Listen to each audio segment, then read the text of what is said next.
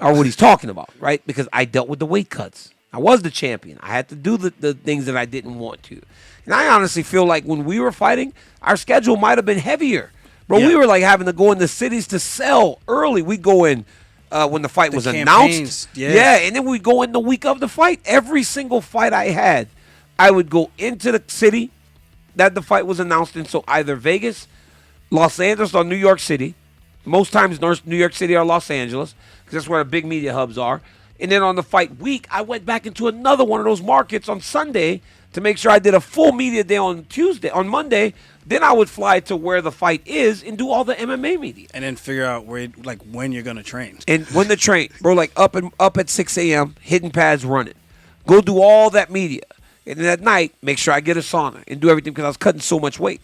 And then what was most daunting, Aljo, was I had to do the big ones. So when there was a Conan O'Brien, it didn't matter when the Conan O'Brien was, I had to go. Yeah. Right? They're like, it's in D.C. If it was Kelly Ripa and her husband, it wasn't her husband at the time, it's like, it's in D.C.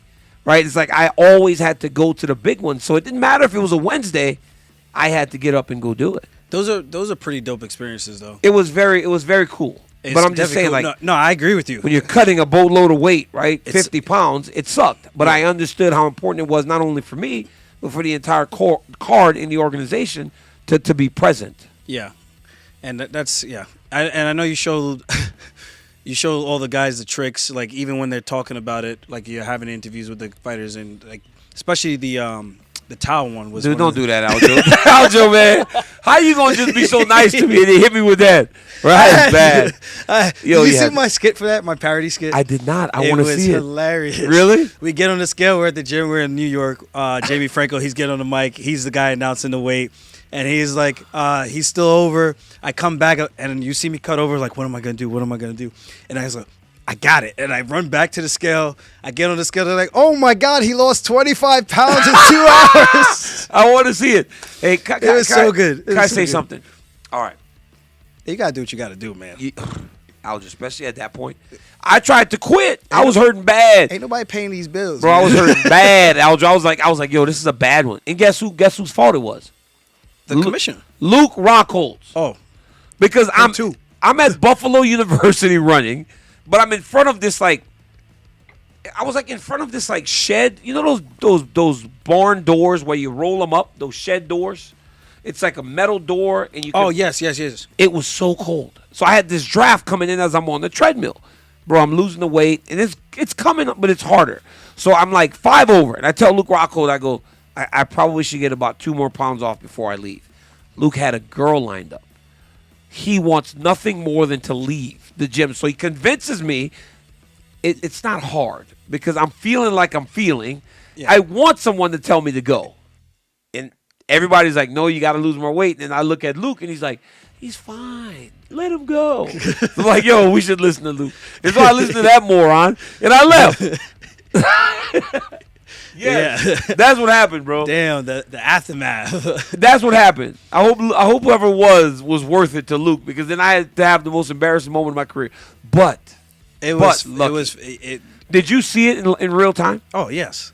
Did you know what happened? I was dying laughing. I was like, wait, what is happening right now? Did you not? Did you know what I was doing? Yeah, because I'm watching the measuring of like. Can you believe the that tempo? I'm like, how is this guy not witnessing anything? I'm like, even if you go under the tower and pull yourself up a little bit versus like on top, your hand. I was off. And balancing it the right way, it's like spirit figures. It went down low to like 203. Like, oh, you lost. But you know what the problem was, bro? They had the scale on the floor. That's why now it's like right in front of you. Yeah. So the commission can look down and still see what you're doing. But bro, the scale was on the floor. And Aljamain, it was this lady and this guy. Bro, it's so funny. It's so funny. So for some reason, the lady's on the floor, bro. She's like on her knees on the floor looking at the scale, probably because it went to 203. And then the guy looks, and then he gets on the floor too. So the two commissioners are on the floor. I look down at him, and I'm like, wait a minute. I was like, wait, what? They were on the floor.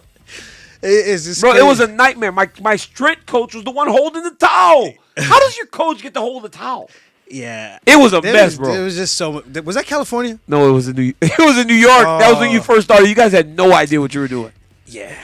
In real time, you saw it? I saw it in real time. You were like, wait, what is witnessing that? this, and I'm like, can he do that? Hey, bro, how about the reporters were all like, he made weight? Oh, my God, he made weight. Ariel was like, Daniel Cormier just lost 1.2 pounds in 5 minutes. But he was watching my hands.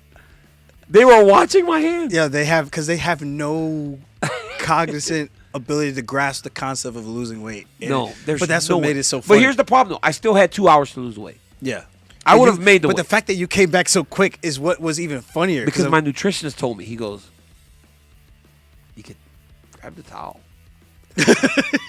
Light bulb. Yes. I was like, okay.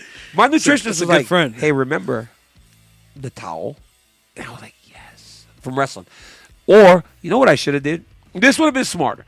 And I'm going to say this because I'm going to ruin it for any other fight. Somebody go behind you and lift the ass. Lift the cheek up. Hey, that's how I used to hit the California State Athletic Commission. When they would do those tests, I would put the scale top on my counter, and my coach, the little one, Rosendo, he would just sit under me and pick up my butt cheek.